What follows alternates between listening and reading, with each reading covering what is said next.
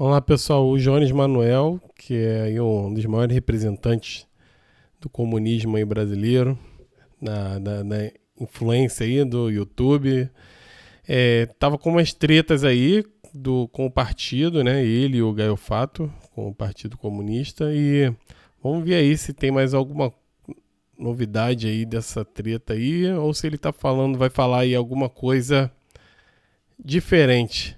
Pelo título parece que continua a treta aí, vamos ver. Salve, camaradas! O tema do vídeo de hoje é Partido Comunista, Crise e Revolução.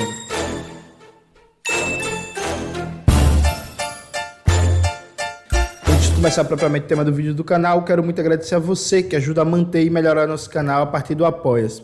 Seu apoio é fundamental para a gente continuar o nosso trabalho. Note, aqui em casa, e me deparei com um trecho do Eric Hobsbawm, brilhante historiador marxista inglês, um gênio da historiografia marxista, que é um trecho citado no livro Capitalismo e Social-Democracia, do Adam Przeworski. Eu acho que é assim que pronuncia o nome dele, é um nome complicado. Esse trecho Hobsbawm eu acho que é muito bom, eu vou ler para vocês, vou colocar aqui na tela. Veja o que o Eric Hobsbawm diz. O problema das esquerdas revolucionárias em sociedades estáveis não é que suas oportunidades jamais se apresentam, mas que as condições normais em que ela deve operar impedem-na de desenvolver movimentos tendentes a aproveitar os raros momentos em que é chamada a agir como revolucionária. Eu lembro a primeira vez que eu li esse trecho Hobsbawm, e acendeu um boom na minha cabeça. Porque o que Hobsbawm está falando é um bagulho básico. Quem é comunista, mas talvez em muitos momentos a gente não pense sobre isso. Vejam, a gente se propõe a ser revolucionário numa sociedade capitalista. A sociedade capitalista vive sob o domínio da burguesia, né? E no caso concreto, uma sociedade de capitalismo dependente como o Brasil, o domínio da burguesia e do imperialismo, né? Do capital estrangeiro. De tal Perfeito. forma que, na vida política do comunista, a gente luta a vida inteira pela revolução, mas a gente passa a maior parte da nossa vida numa situação não revolucionária.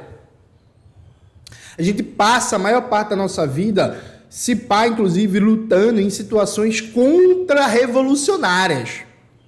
Então, o cotidiano da atuação política do comunista não é um cotidiano de ação revolucionária.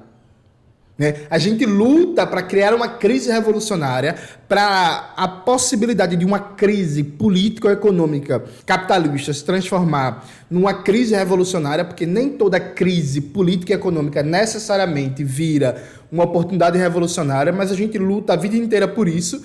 Só que, quando essas oportunidades acontecem, há uma dificuldade estrutural da organização revolucionária aproveitá-la porque ela foi forjada numa situação não revolucionária. Então veja que paradoxo. E aí, dando um exemplo para vocês. Veja, hoje, no Brasil, nenhuma organização política pode ter um braço militar desenvolvido. Se isso acontecer, ela vai ser criminalizada, vai ser perseguida, vai ser fechada e por aí vai. Não, mas isso que ele está falando é interessante porque a gente, em tempos, as oportunidades aparecem. É esse caso, por exemplo, aí que os bolsonaristas criaram quando invadiram lá o Congresso, que teve lá o pessoal que quebrou tudo lá, e acabaram sendo presos no final. Uma turbulência dessa, ela pode desencadear um processo revolucionário em um país que já está numa crise, onde tem fome, onde tem vários problemas estruturais, tem problemas de segurança pública, tem todo tipo de problema e todo mundo está insatisfeito. Pode-se chegar, mas a questão é, será que tem alguém organizado para fazer uma revolução aí? No caso de quem defende uma revolução armada, algum deles está organizado? Essa que é a grande questão, estar organizado para aproveitar um momento, né? E, de fato, assim, não é para se organizar, não é só ter armas, como ele está falando aí, não é o partido distribuir armas. Isso daí é possível que várias pessoas façam treinamentos de arma e tudo e não fiquem ostentando armas organizadas no partido, em manifestações de partido e tudo.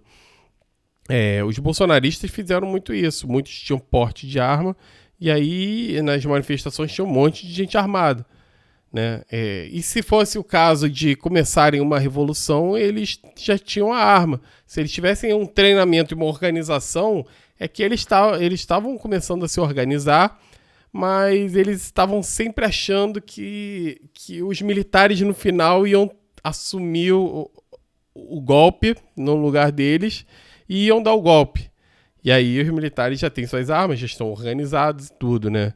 Já são o capitão do mato, né? E iam assumir esse lugar de defender a burguesia e esmagar os pobres e tudo, quem defende os pobres. Mas, no final das contas, os militares não querem, porque os militares já têm suas regalias, eles não querem arriscar. Eles já ganham seus salários altos, né?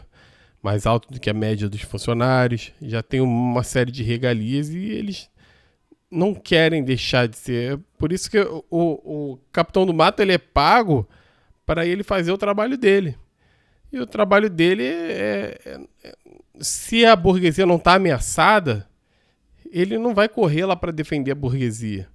E o caso ali, o Lula entrando, a burguesia não está ameaçada, porque o Lula, como nós sabemos, também está do lado da burguesia. Também, o PT também é um partido que está demagogo, né? Que eles defendem, falam, criticam, né? E falam como se estivessem do lado dos pobres, mas no final estão do lado da burguesia. Dá umas migalhazinhas, populismo mesmo. E aí, é claro, um partido alguém que queira fazer uma organização, que queira fazer uma revolução, tem que se organizar. Existem formas de se organizar. Eu trabalho em organização, eu faço um trabalho desse de organização, é possível fazer isso, mas o cenário político brasileiro atual não tem gente sabendo fazer isso, não. Não tem gente sabendo fazer isso, não. No máximo fazem essas organizações aí, igual da Soberana e tal, que fica mais na internet e tudo, e tem lá as picuinhas deles lá, mas no final das contas não faz uma organização efetiva que seja capaz de realmente fazer uma revolução, né? Então, por exemplo, a maioria das organizações revolucionárias não tem como ter hoje já um braço militar preparado para, no momento de uma crise revolucionária, com acirramento da luta de classes, em que necessariamente a dimensão militar da luta de classes aparece de maneira mais clara, a gente conseguir reagir à altura, né? Então, veja, a gente não pode ter isso no dia a dia. Claro, a organização revolucionária, ela pode ter sim, e eu não estou dizendo que a organização que eu participo tem, nem que nenhuma outra tem, viu, gente? Pelo amor de Deus, aí, vum TSE, Polícia Federal. Mas a organização revolucionária pode ter algumas pessoas treinadas no uso de armas para, no momento certo, socializar esse treinamento. Pode ter um acúmulo, um domínio teórico sobre teoria militar, sobre questão militar. Sim. Pode ter uma estrutura de distribuição de um jornal nacional. Perfeito. Que seja pensada de tal forma disciplinada, de tal forma planejada, que essa estrutura de distribuição do jornal se transforme numa estrutura militar, que foi, inclusive, planejamento de Lenin, né? O plano de distribuição nacional do jornal do Partido Bolchevique foi feito numa estrutura semi-militarizada para, no momento que for necessário, aquela estrutura de distribuição do jornal ilegal transformar-se em uma estrutura militar. A gente pode ter possibilidades de antever, por exemplo, essa necessidade de crise revolucionária na dimensão militar, mas o braço militar da revolução, numa sociedade capitalista, urbano-industrial como a brasileira, a gente não pode ter isso no dia a dia. Então a gente tem um desafio gigantesco que é lutar no hoje, nas condições de domínio da burguesia, e nesse caso, em particular, no Brasil de hoje, 2023, lutar numa situação de defensiva histórica da classe trabalhadora, em que a burguesia está numa ofensiva clara, assim, ganhando muita coisa, lutar hoje para criar as condições de uma crise revolucionária. Só que a crise revolucionária vai demandar novas tarefas, novas capacidades organizativas, novas capacidades políticas, comunicacionais, financeiras, organizacionais do Partido Revolucionário ou do Bloco Revolucionário do Proletariado, que a gente pode se preparar um pouco desde já, mas não tem como, no momento que essa crise revolucionária explodir, a gente está 100% pronto. Dado que, num processo de crise revolucionária, ou até de crise econômica e crise política, que pode se transformar ou não na crise revolucionária, você tem novos cenários, novas correlações de força, novas movimentações de classe, de grupos sociais e por aí vai. Então, como é que a gente se prepara hoje, numa situação não revolucionária ou até contra-revolucionária, para ter capacidade de aproveitar os momentos históricos revolucionários? Lenin tem uma resposta para isso. A resposta de Lenin é criar uma organização profissionalizada e impessoal. Esse ponto é fundamental. Vocês pegam o livro O Centralismo Democrático de Lenin, publicado pelo Lavra a Palavra, ou o livro Estratégia e Tática da Hegemonia Proletária, também publicada pelo Lavra a Palavra. Bota os dois livros aí na tela, Maxwell, por favor. E você vai perceber uma coisa. Lenin está o tempo todo falando de trabalho artesanal, de trabalho amador, que ainda tem muitas questões pessoais na organização, ainda tem muito amiguismo, tem muito uma política de seita, de círculo, que falta uma profissionalização, uma organização profissional, impessoal. Para Lenin, a organização revolucionária, para conseguir ter flexibilidade tática, organizativa, comunicacional, financeira, política, para aproveitar os momentos das esquinas perigosas da história, os momentos de crise revolucionária, essa organização tem que funcionar de maneira ultra planificada e organizada.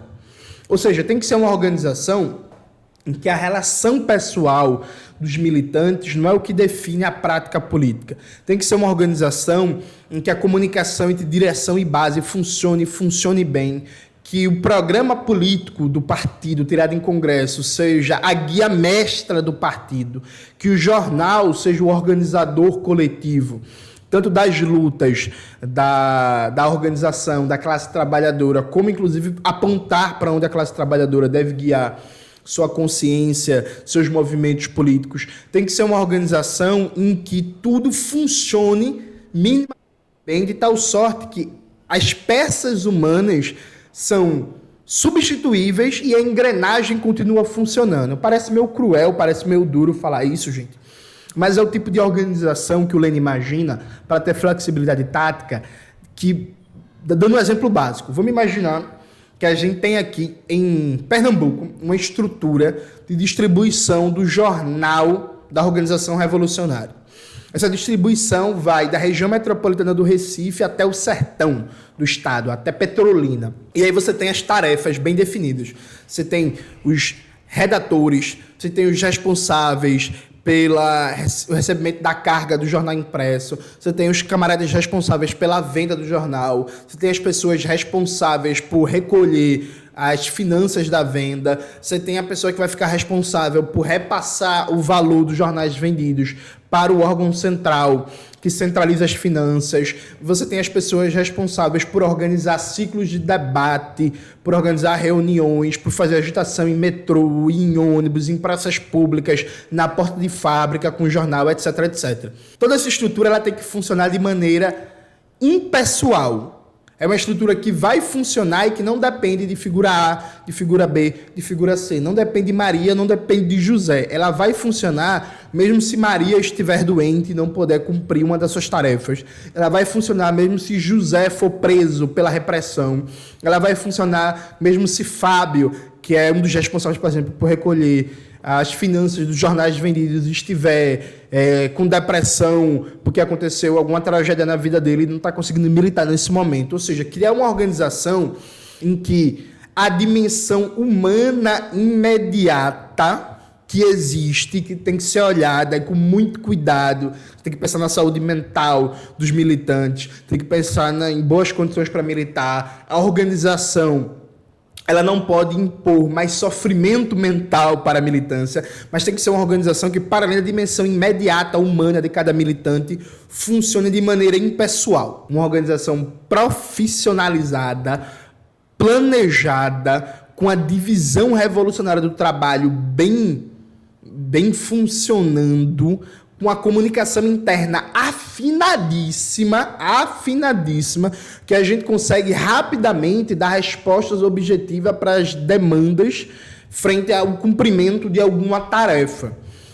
O Lenin, ele passa os primeiros 10 anos do século XX debatendo a questão organizativa, o estatuto do partido, o programa do partido, quem é militante, o jornal do partido, as finanças do partido, a comunicação entre militantes e base de maneira quase obsessiva, ao ponto que no começo do século XX, né, em 1904, 1905, 6, 7, Rosa Luxemburgo chegou nos debates com Lenin a dizer que Lenin tinha preocupações ultracentralistas e ultraformalistas.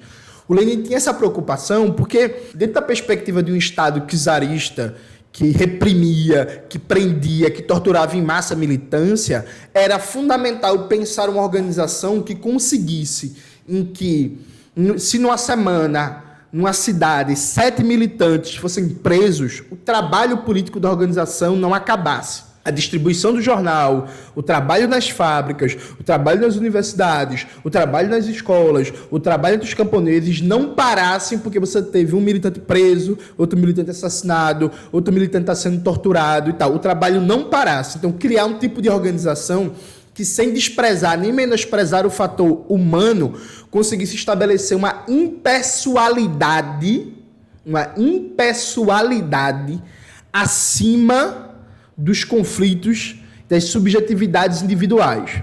Porque assim, gente, nós todos somos humanos, né? Nós temos medos, temos ego, temos vaidades, temos problemas pessoais, temos depressão, temos momentos de mais ânimo, temos momentos de menos ânimo, temos ansiedade, temos crise de pânico. A gente tem problema para um caralho, assim. Tipo assim, o que não falta é problema. Mas a gente tem que criar uma possibilidade organizativa em que a organização funcione bem, para além de todos os problemas que nós, enquanto trabalhadores e trabalhadoras no capitalismo, vamos ter. A Jordi Dean, no livro Camarada, ela desenvolve uma teoria do camarada que é muito bom, né? O camarada como um apelo à unidade e à impessoalidade, em que todos nós estamos unidos a partir de um acordo comum pelo mesmo princípio, que é a Revolução Socialista. Inclusive, leiam muito o livro Camarada, da Jordi Dean. Então, veja, esse tipo de organização trata como quase Bíblia, quase que no sentido religioso, o estatuto do partido, as resoluções congressuais do partido, as instâncias do partido, a transparência dentro do partido, a comunicação dentro do partido, a crítica e a autocrítica dentro do partido. O Lenin desenvolvia uma reflexão que a história provou correta, viu, gente? Atenção!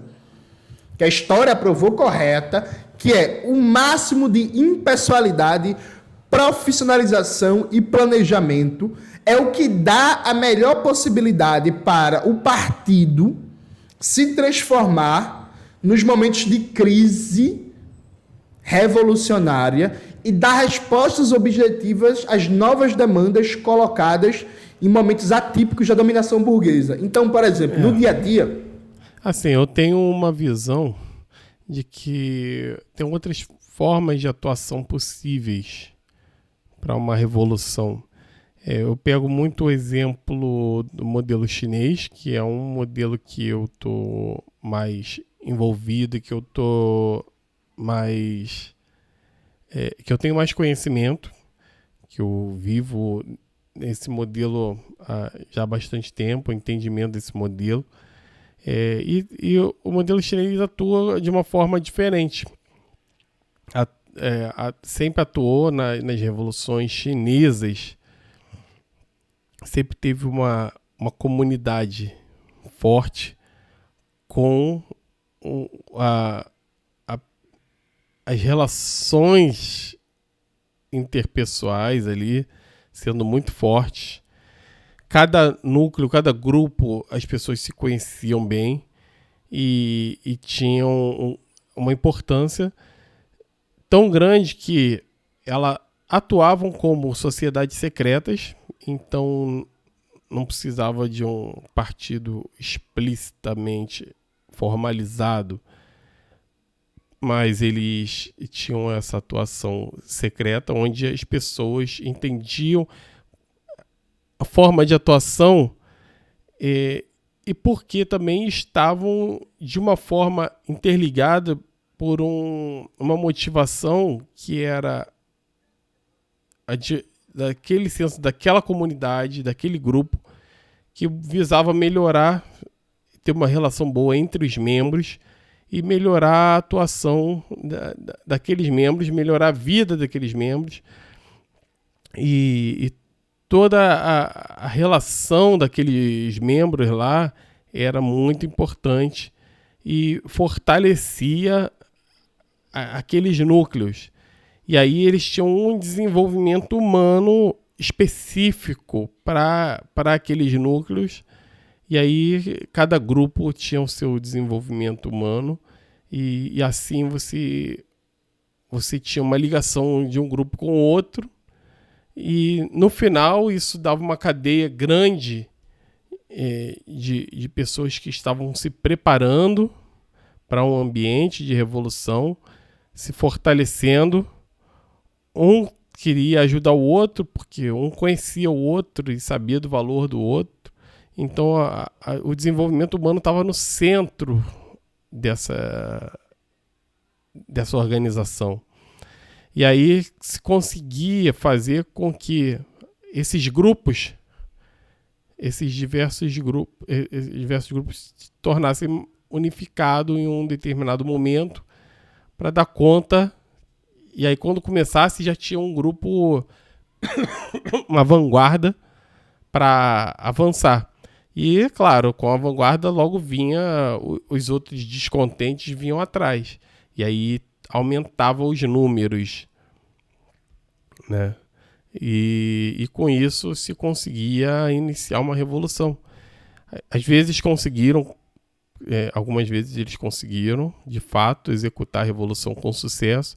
Outras vezes não conseguiram, mas foi útil, foi uma tentativa válida. O Partido Bolchevique, embora fizesse assaltos a bancos, assaltos a trem pagador para fazer finanças, o Partido Bolchevique não tinha um braço armado, por exemplo. Quando veio a Revolução de 1905 e a Revolução de 1917, o Partido Bolchevique conseguiu rapidamente ser um fator central para a montagem de um exército revolucionário. Assim como o Partido Bolchevique tinha pouca base social organizada entre os camponeses e uma base social mais organizada, mas não tanto entre os soldados. Quando veio a Revolução de 1917, rapidamente eles conseguiram praticar mudanças organizativas políticas de vulto gigantescas para conseguir ampliar suas bases entre os camponeses e entre os soldados. Isso acontece por quê? Porque um comitê central de revolucionários experimentados, experientes, em contato permanente com as bases, em debate permanente, quando se percebe a nova tarefa colocada pela história, desce uma orientação, essa orientação é seguida por todas as bases em todas as regiões, de norte a sul. Não precisa explicar muito, não tem problema pessoal, não tem problema político, não tem raiva, não tem rancor, não tem vaidade. Se a tarefa surgiu uma nova necessidade e a partir de agora, frente a essa crise revolucionária, a gente vai precisar se comunicar, por exemplo, por esse meio interno, saindo do WhatsApp, da ligação, do telefone, não sei o que. A gente não vai usar mais nenhuma rede social da burguesia, do imperialismo, e vai ter esse protocolo de comunicação interna para organizar a greve geral da classe trabalhadora no momento de crise. Dessa orientação, toda a militância de norte a sul do país vai seguir de maneira profissionalizada, séria, com as direções intermediárias fazendo a gestão e o comando do cumprimento dessa orientação. Isso, gente, isso exige disciplina consciente. Isso exige impessoalidade. Isso exige que a organização tenha realmente o seu programa tirado em congresso, seu estatuto, como um guia máximo, que não existe cultura política, eu acho que deve ser assim, é assim porque eu mando, é assim porque eu tenho 30 anos de organização, é assim porque eu estou aqui há mais tempo que você, foda-se. Não é assim porque foi coletivamente tirado assim, e essa é a régua básica de atuação para toda a militância de norte a sul do Brasil. E todo mundo vai entender, numa linguagem comum, numa estrutura comum, o que deve se fazer, como fazer e o que momento fazer. Acho que essa... Parece que ele tá mandando um recado ali pro pessoal lá do partido lá que andou com essa treta aí com ele, hein?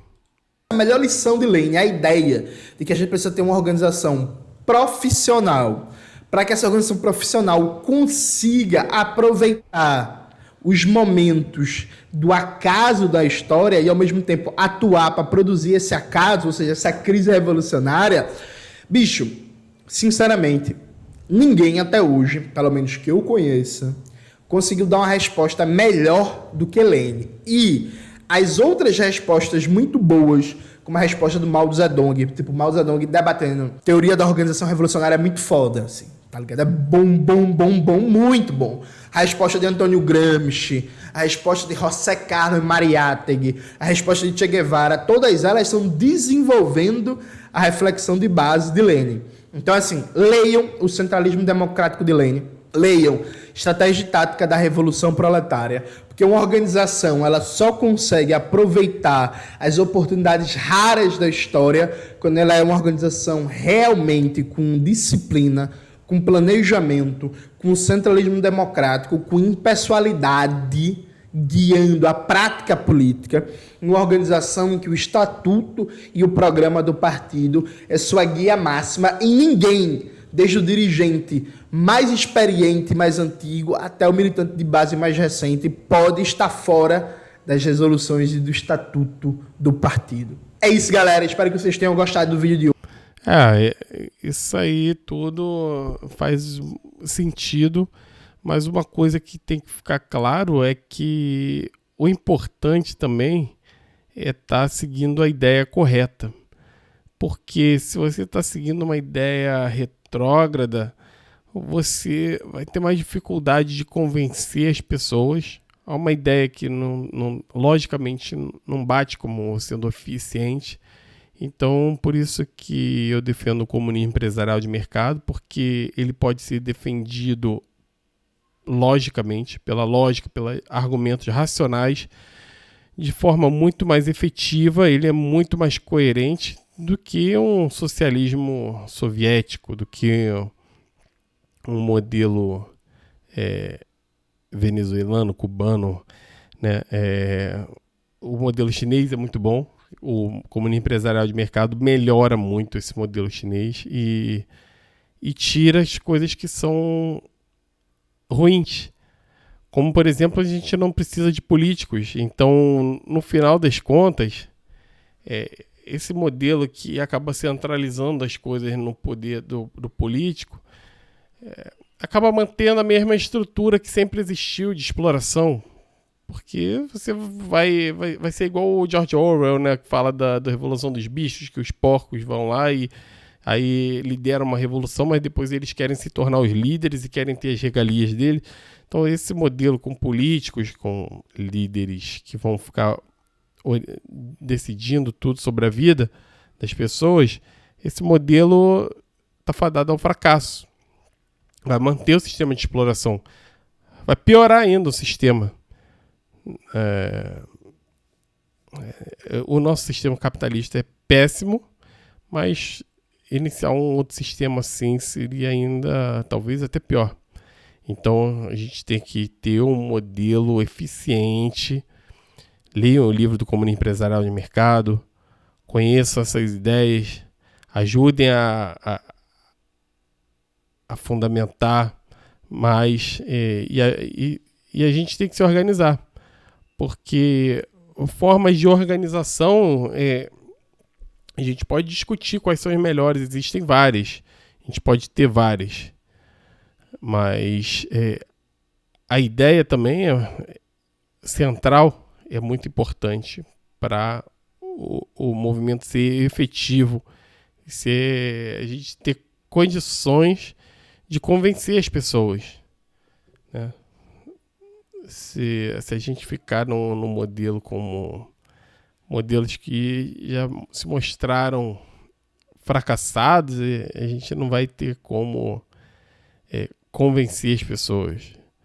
As pessoas vão preferir se manter nessa porcaria que eles estão vivendo hoje. Então é isso aí. Não teve treta do Jones com o PCB. Parece que ele deu uma alfinetadinha, mas foi só isso. O vídeo foi mais... uma questão mais didática mesmo, como sempre o Jones é, né? Por isso que ele é tão legal aí, que ele não tá aí só para entretenimento. Ele tá aí para informar e buscar conhecimento. Então é isso aí. Até a próxima.